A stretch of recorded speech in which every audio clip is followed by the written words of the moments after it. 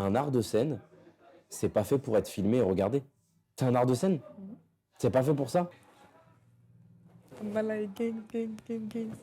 n'y a pas de personnage, il n'y a pas de costume, il n'y a pas tous les artifices que tu peux avoir. C'est vraiment, je suis là, j'ai un micro, je te parle. C'est un artiste, un public. Pas grave. Je n'envoie pas des photos de Matt.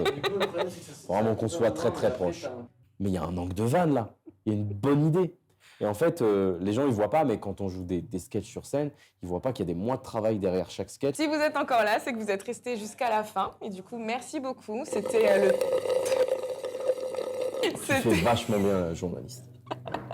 Bonjour à tous. Aujourd'hui, pour ce premier épisode de Nomade, on reçoit Pierre Ertou. Salut Pierre, comment ça va? Ça va et toi? Très bien. Tu as 26 ans. Ouais. Tu es originaire de Picardie. Tu vis sur Paname depuis quelques années maintenant. Jusque-là, on est bon. Tu évolues dans le milieu de l'humour, Ouais. du stand-up plus particulièrement. Essentiellement, ouais. Radio aussi. Ouais. J'ai toujours encore un tout petit peu un pied dedans, mais j'ai fini. J'étais animateur, c'est terminé maintenant. Quelle a été ta première rencontre avec le monde de l'humour? Le tout premier, premier souvenir de j'ai découvert un peu ce que c'était l'humour et tout. J'allais dire je l'ai pas, mais en fait si. C'est quand j'étais petit, tu sais, c'est très souvent c'est comme la musique, c'est tes parents qui te montrent des trucs.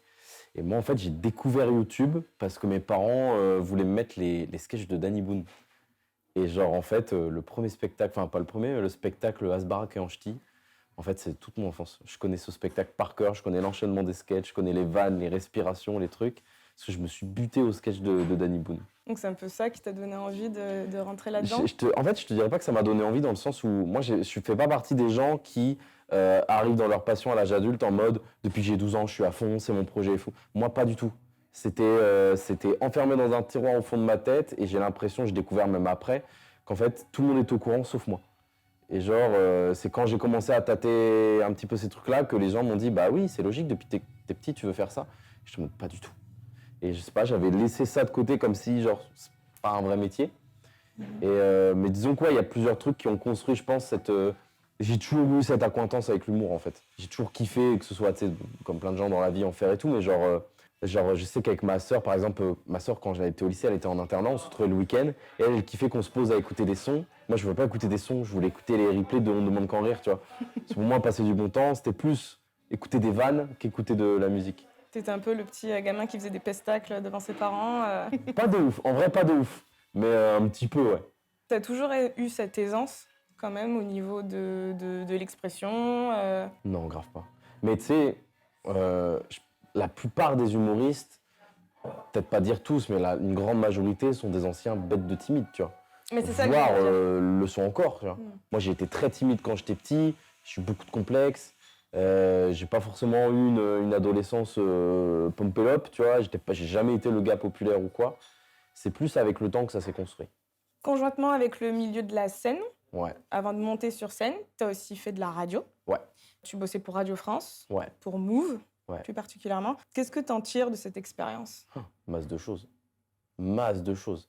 En gros, si tu veux, Move, ça a été un peu mon premier vrai travail dans tout ce qui est l'humour et même l'artistique en général, parce que je sortais d'études à la fac. Et quand je me suis lancé dans le stand-up, quasi immédiatement, j'ai démarré en radio, école de radio, stage et tout. Et donc ça m'a appris tout ça, ça m'a professionnalisé à mort. Ne serait-ce que parce que ça m'a appris ce que c'était qu'être un professionnel dans ce milieu-là. Et puis parce que ouais, c'est comme quelqu'un qui arrive sur le monde du travail et qui découvre ce que c'est que la vie d'adulte. Voilà, ça a été ça. J'ai appris tellement de choses et même des déclics de... Tu sais, par exemple, souvent dans des interviews, tu vas entendre ouais, c'est quoi le meilleur conseil qu'on t'ait donné dans la vie? Bah moi, je sais que ce truc-là, c'est un truc qui m'a été dit quand j'étais à Move. Premier stage, il y a quelqu'un de très important qui m'a dit un truc un jour et ça m'a transformé. Même sur la fin, quand j'ai choisi d'arrêter la radio, les derniers mois avaient été très compliqués. Je travaillais à Move et c'était un peu devenu n'importe quoi. Et ça m'a permis, je me suis rendu compte avec le recul que sur les quelques derniers mois, j'ai pris en confiance en moi et je me suis affirmé professionnellement, plus en 4 mois que peut-être en 4 ans avant, tu vois. Ça a été ma formation à mort et même si je fais plus ce métier, j'aime encore profondément le métier d'animateur radio. Et d'ailleurs, sur Move, t'as pas fait que de l'antenne. Ouais. Au final, t'as aussi été à la tête d'un projet lié à l'humour, encore une fois. Comedy Move, en gros, c'était un tournoi de stand-up. C'était pour les jeunes humoristes et tout, qui avait été créé par les gens qui m'ont appris le métier de la radio et après ont pris leur retraite. Et Move m'a appelé alors que j'allais signer dans une autre radio pour faire de l'antenne, mais aussi pour reprendre ce projet-là. Et c'est ce qui m'avait convaincu d'aller là-bas. Et en gros, Comedy Move, c'était un tournoi de stand-up, ça avait lieu tous les week-ends. On était dans un comedy club qui s'appelait le Barbès, Barbès Comedy Club de Charlie Soignon. Et en gros, les gens venaient, les auditeurs venaient, ils voyaient des humoristes travailler. En fait, c'était à la fois bien pour le public qui pouvait découvrir des nouveaux talents du stand-up, et pour les humoristes, ça permettait de travailler dans des bonnes conditions, respectueusement. Tu faisais plusieurs passages et tout. Et ensuite, le public votait pour ses préférés. Et c'était pas genre on vote pour un et puis il passe. Il y en avait plein qui passaient, ils votaient pour plusieurs artistes à la fois. Donc c'était très bienveillant. Et ensuite, à plusieurs tours, et puis il y avait une grande finale à la Maison de la Radio, donc Studio 104, qui est une salle un peu prestigieuse, qui est magnifique, avec tous les moyens de Radio France. Je faisais venir des gros guests et tout, et on faisait une très belle soirée, ça 2 fois par an à peu près. Et du coup, moi j'étais chargé de. En fait, je faisais tout seul. À part l'organisation de la soirée où j'avais un peu d'aide, mais j'étais à la fois organisateur, programmateur, présentateur. Je faisais tout ce qui était la stratégie du projet. En fait, je pilotais tout seul. La com, le marketing, etc. Je pilotais ça aussi. La coordination entre les services de Radio France, le Barbès Comedy Club, la prod et tout. Et ça, par exemple, ça m'a beaucoup appris. T'étais speaker aussi, du coup, pour cet événement-là, ou il t'est arrivé de jouer? Non, je faisais les deux. Je présentais les événements, que ce soit en Comedy Club ou au Barbès ou à la Maison de la Radio. Je présentais, je faisais la chauffe, je faisais même un passage et tout. Du coup, je travaillais aussi sur scène. Et puis, j'assurais aussi les coulisses, donc c'était très... Je veux dire que en vrai, tu sais quoi, là où la radio, ça m'a appris énormément de choses, même par exemple la gestion du stress, ça m'a beaucoup appris parce que la première fois que j'ai dû présenter une grande finale de Comedy Move, je pense que j'ai jamais pris un shot de stress comme ça, et sauf que faut y aller. Et du coup, ça m'a appris à lutter contre tous ces trucs de j'ose pas le faire.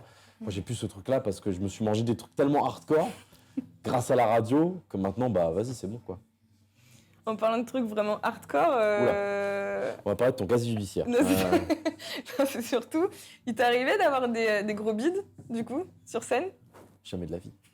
Bien sûr que oui, bien sûr que oui. Mais des hardcore, des trucs, où des trucs où tu rentres chez toi, tu te dis mais le problème c'est pas tellement que je sois pas drôle, le problème c'est que j'ai été assez stupide pour imaginer un seul moment que j'avais ma place sur une scène.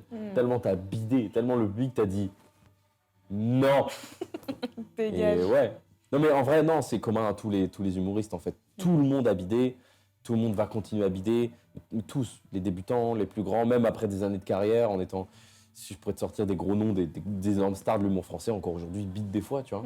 Et ça fait partie du processus. Voilà. C'est ce qu'on m'a appris très tôt. Moi, j'ai eu la chance que mes potes, un peu avec qui je démarrais, bident juste avant moi. Et du coup, j'ai vécu la scène de l'extérieur les gars, c'est en bidant qu'on apprend le plus. En fait, le bid est salvateur de fou. Ça t'apprend v'là les trucs. En fait, ça te fait remettre en question, tu vois. Quand tu fais tout le temps un truc et que ça marche tout le temps, inconsciemment, tu vas pas te remettre en question. Alors que quand tu le fais, que tu te manges une énorme teutard et que tu sais pas pourquoi, tu es en mode OK, donc là, je suis nul, pourquoi? Et du coup, tu vas te poser les bonnes questions. Ça permet aussi un peu de te réinventer aussi? Ouais, de ouf. Et puis je pense que ça fait du bien à l'ego aussi. T'imagines si tu passes ton temps à être, entre guillemets, acclamé par des gens qui sont en mode « Ah, t'es trop fort, t'es trop marrant ». Je pense que pour l'ego, c'est pas ouf. Tu parles d'ego, justement. Ça me fait rebondir sur le fait que le milieu de l'humour, ça reste un milieu qui est quand même très concurrentiel. C'est concurrentiel, mais pas comme... je pense que si tu connais pas du tout ce milieu-là, t'entends ça, tu dis « Ouais, OK », comme dans une entreprise où tout le monde veut être le meilleur. C'est beaucoup plus nuancé que ça. En fait, c'est très concurrentiel dans le sens où, oui, naturellement, on est un peu tous mis en concurrence vis-à-vis du public. Puisque le but, c'est de convaincre le public. Donc, tu as envie de convaincre plus que l'autre, tu vois. Et on va pas se mentir, tu as une petite satisfaction. Si tu es en comedy club, c'est toi qui as le mieux marché. Évidemment, ça fait plaisir. Mais c'est pas un truc où tout le monde se fait la guerre. Au contraire, c'est beaucoup de rencontres, en fait. C'est de l'artistique, dont des gens qui se rencontrent, qui finissent par travailler ensemble. Combien de fois tu es là, tiens, putain, j'ai pensé à un truc. Si à ce moment-là, comme Van, tu disais ça, vas-y, tiens, je te la donne. Si c'est marrant, garde-la, tu vois. Il y a beaucoup d'amour aussi. Beaucoup de gens... tu vois, là, par exemple, il y a un programme qui va sortir bientôt sur le stand-up, un gros truc en France, un peu format concours et tout, qui fait que nous, on sait qu'il y en a plein pour qui ça va être très dur parce qu'ils se sont viandés, que je pense que les réseaux vont être cruels avec eux. Et j'en parlais hier soir dans un comedy club où on se disait, moi, ce que je vais faire à ce moment-là, je vais plus aller voir pour savoir, OK, quels sont les collègues, entre guillemets, vers qui il va falloir donner un peu d'amour, tu vois. Un peu de force. Ouais, parce que ça, je pense que ça va être très dur à encaisser de se manger des beats devant des milliers de téléspectateurs. C'est pas facile, quoi. Vous êtes beaucoup à vouloir aussi évoluer dans ce milieu-là. Et du coup, c'est quoi le quotidien d'un stand-upper pour se démarquer? Personne ne fonctionne pareil. Ne serait-ce que, tu vois, tu me dis le quotidien, le schéma de vie. on n'a pas tous le même. Hein. Tu vois, moi, tu me connais, je suis quelqu'un de très... pas scolaire, mais j'ai besoin de ne pas me coucher tard le soir pour pouvoir me lever tôt le matin et j'ai besoin de sentir que j'ai rempli ma journée et d'être organisé un peu. Il y en a qui sont beaucoup plus freestyle, voire de l'extérieur, tu vas te dire c'est quoi ce branleur, mais c'est leur manière de fonctionner. Il y en a qui vivent la nuit, il y en a qui vivent le jour. Tu as énormément d'humoristes qui vont se lever à midi, à 14h. Moi, par exemple, pour moi, c'est impensable, mais je dirais que je suis plus dans la minorité en faisant comme ça, tu vois. En fait, le quotidien d'un humoriste, ce qui est intéressant, c'est que tu n'es jamais vraiment off. Tu es toujours plus ou moins en train de travailler. Parce que y a un truc où tu muscles un petit peu en permanence ton cerveau à créer de l'humour, à avoir des bons réflexes d'écriture, des bons réflexes de jeu, des bons réflexes de mécanisme. T'entends un truc, faut trouver une vanne tout de suite, tu vois, quand t'as le public qui fait un truc. Et du coup, tu es toujours en permanence en recherche d'idées.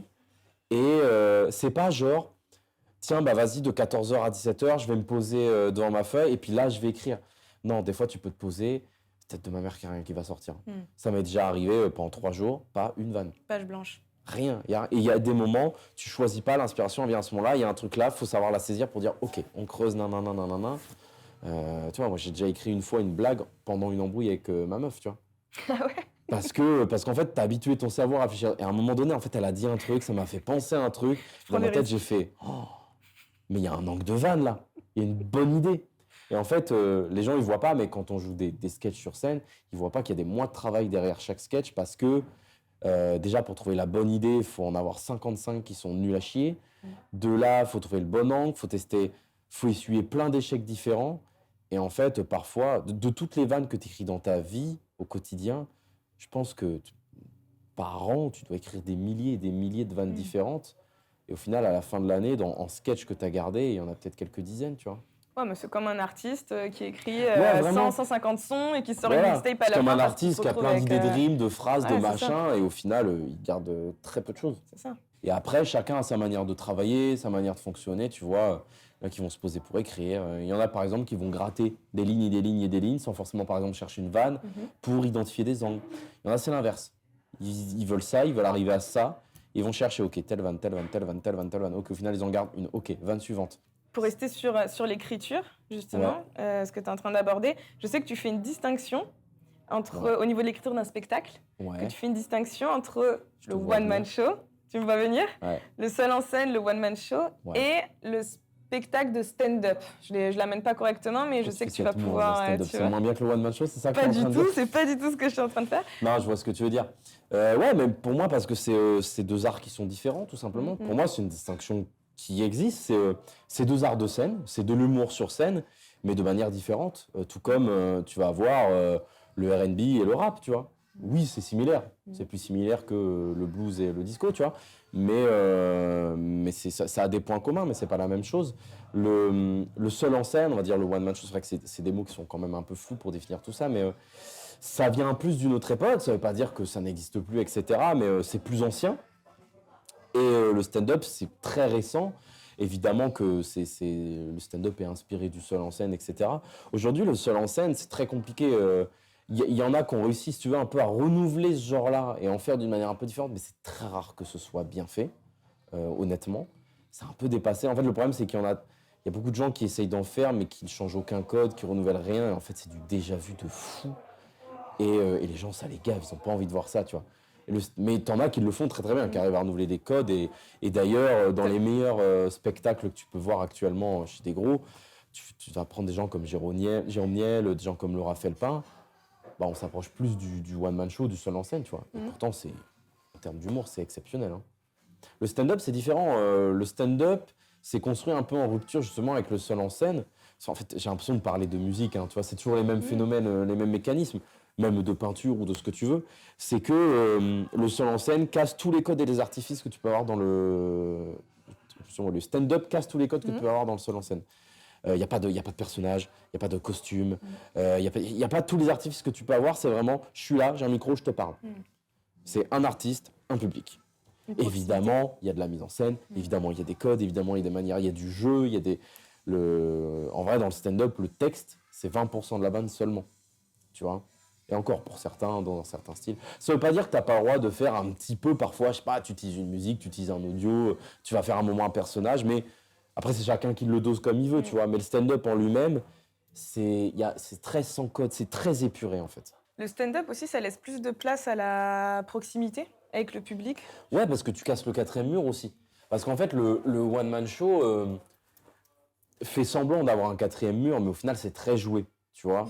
Ce qui veut pas dire que c'est mal fait. Tu vois. Par exemple, tu prends un gars comme Jérôme Commandeur, je le vois un peu comme le dernier à faire encore du one-man show et à en créer. Parce qu'il y a beaucoup de gens qui font encore, mais en fait, ils font le même spectacle qu'il y a 20 ans, tu vois. Genre, tu vois Roland McDan, j'aime beaucoup Roland McDan, hein. Ou plein de gars, même des Stéphane Guillon, des machins. En fait, ils faisaient littéralement les mêmes vannes il y a 15 ans. Non, Jérôme Commandeur, par exemple, pour moi, c'est un peu plus du one-man show parce qu'il prend pas trop les codes du stand-up. Et putain, qu'est-ce qu'il est fort, quoi. C'est trop marrant. Mais parce qu'il arrive à garder cette façade, un peu une posture, un peu un personnage, et c'est trop marrant. Je vais migrer côté réseaux sociaux. Ouais. Parce que mine de rien, c'est de plus en plus lié, je trouve. À mort. Surtout au niveau de la promotion des spectacles de stand-up, des artistes même. Petit parallèle, moi, ça me choque toujours un temps parce qu'il y avait... j'aimais beaucoup Valérie Lemercier, par exemple, en tant qu'humoriste, que j'aime toujours. Et elle, je sais, ça m'avait marqué, elle refuse la capta de ses spectacles. Ouais. C'est impossible de trouver une captation, tu vois, je comprends parce que déjà, spectacle. je vais te dire une chose que les gens ne veulent pas trop comprendre, c'est qu'un art de scène, c'est pas fait pour être filmé et regardé. C'est un art de scène. C'est pas fait pour ça. C'est comme si on voulait juger des tableaux en écoutant un mec nous le décrire. Tu veux dire dans le sens où c'est fait pour être vécu sur le moment ? C'est une expérience de scène, c'est une expérience, c'est physique. Alors oui, on peut capter et montrer, et voilà. Et aujourd'hui, on le fait d'ailleurs de mieux en mieux, mais pendant très longtemps, on le faisait pas très très bien aussi, parce qu'on manquait d'expérience. Mais c'est pas fait pour ça. Alors, c'est un plus. Toi, typiquement, en général, un artiste, quand il a fini d'utiliser un spectacle, il a fini de tourner, il a fait sa tournée, ses machins et tout, il le capte, il l'envoie, bye bye, il passe au prochain spectacle. Mais c'est pas fait pour, tu vois. Il y a des captations qui rendent très très mal.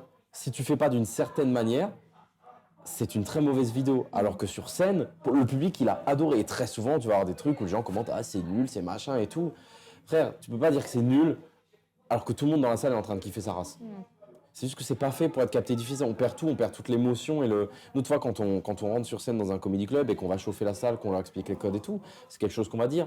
Nous, c'est un spectacle de scène, rangez vos téléphones, soyez avec nous, vous allez vivre une expérience avec nous, tout comme quand tu vas au théâtre, tu vois. Comme un concert aussi. Ouais, comme un concert. Il y a de plus en plus d'artistes. C'est exactement la même chose. Un concert, ça se regarde pas trop. Personne va regarder un concert en vidéo. Évidemment, on le fait un peu, les concerts cultes, les machins. Mais c'est pas fait pour ça, ça n'a pas de sens. Le stand-up, c'est la même chose.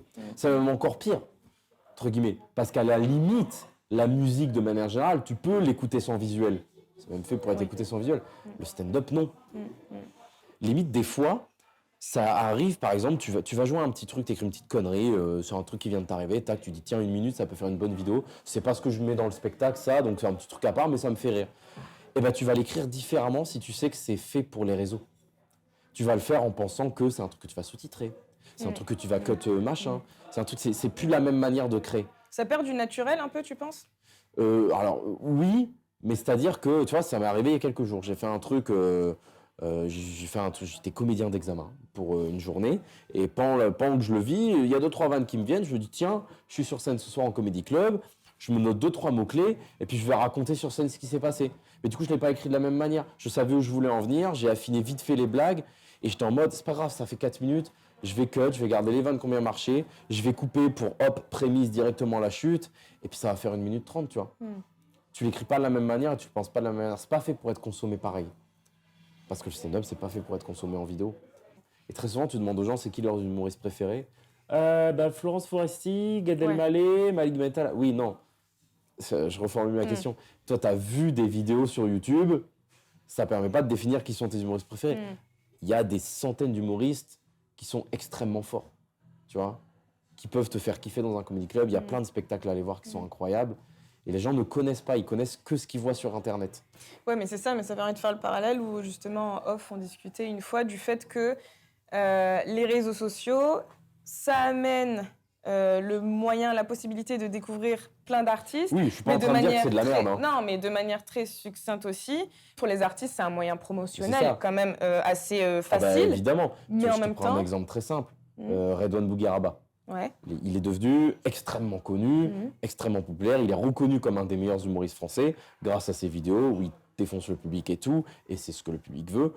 Mais en fait, ça a créé un peu une mode où maintenant, pour nous, humoristes, si on veut faire des vidéos qui marchent, on est un peu obligé. C'est un peu ce créneau-là qui marche. Sauf que les interactions, je crache pas du tout dessus. Il y en a qui sont pas fans, mais moi, je trouve que c'est très bien ce qu'il fait.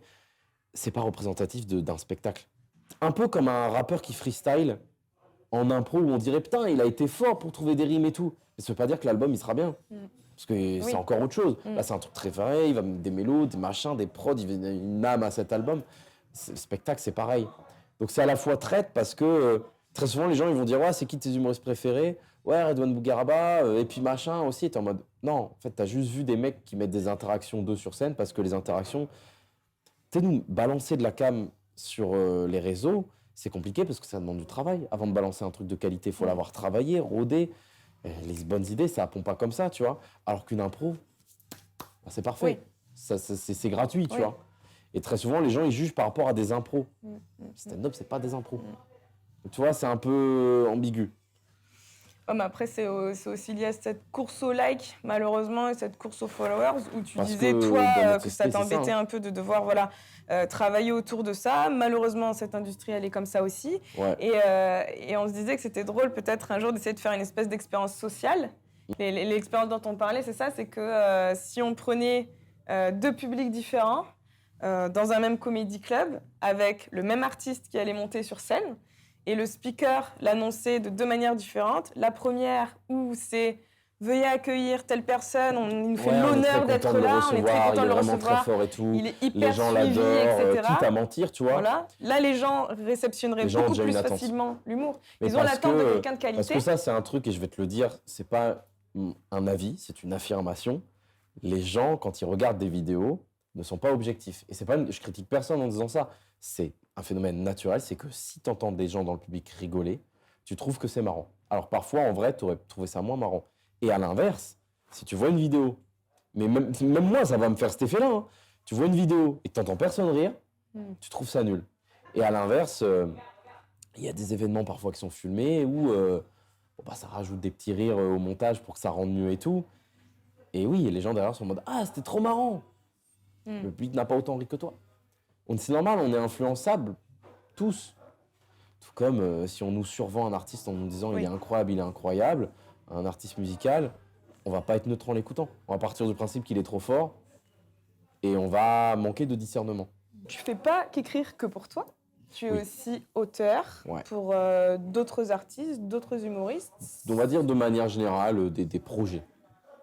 Il y a des gens avec qui je travaille depuis longtemps, des fois des gens où je donne des petits coups de main sur des trucs, ou parfois on va m'appeler sur un projet parce qu'on a besoin de ma plume pour quelque chose, ou des trucs qui me concernent moi. J'ai des projets vidéo sur lesquels je travaille pour du court et du moyen terme. Il y a des choses qui sortiront dans plusieurs mois et qui sont très très gros projets, comme des petites choses juste écrites pour mettre des vidéos sur les réseaux. Et je continue toujours à un peu écrire en radio, mais plus en officieux, voilà. Ok. Tu peux pas lâcher les blases du coup? Non. Ok. Non, mais disons, parmi les principales grosses radios, il y a toujours, mais c'est plus épisodique maintenant. C'est plus, je file un coup de main de temps en temps sur des trucs, des chroniques, des séquences, des jeux. Les gens sont pas forcément au courant. Ça, c'est rigolo, j'aime bien le petit côté off. Les petits métiers d'ombre. Ouais, et puis des petits projets, par exemple, là, on bosse avec des collègues sur une série. On ne sait pas encore avec quelle boîte de prod ça va se faire, mais des gros trucs un peu intéressants. Donc c'est ce qui est intéressant aussi avec ce métier, c'est de ne pas faire 100% une activité tous les jours, tu vois. De ne pas rester dans la routine. Moi, je déteste la routine. Ça me rend ouf. On approche de la fin de cette interview. Oh, déjà. Malheureusement, de cet échange même, dirais-je. Ça va me faire pleurer. Où est-ce qu'on peut te retrouver alors, sur les réseaux sociaux d'une part, et puis dans les comédie clubs, en fait, il y en a sûrement que tu foules plus sur Paname. Ouais, au-della des réseaux, où là, pour le coup, vous me retrouvez tout le temps, et c'est aussi un pont pour me retrouver dans les autres projets sur lesquels je peux être. Moi, je joue essentiellement sur Paris, je suis basé sur Paris, mais j'ai tendance à beaucoup bouger.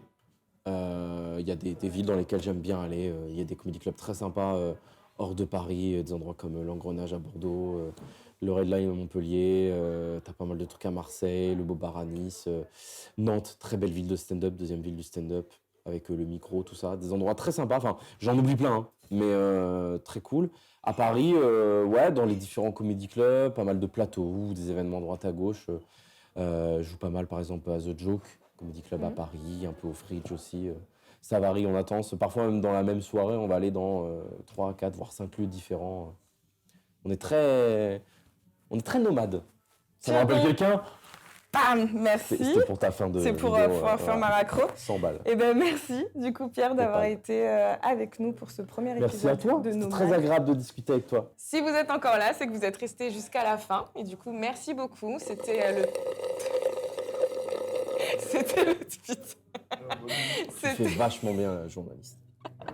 Merci. Non mais vas-y, je t'écoute. Tu m'as tout niqué là, faut que je refasse. Si vous êtes encore là, c'est que vous êtes restés jusqu'à la fin. Merci d'avoir été avec nous pour ce premier épisode de Nomade. Il y en a plein d'autres qui arrivent prochainement, donc restez connectés. C'était chambé.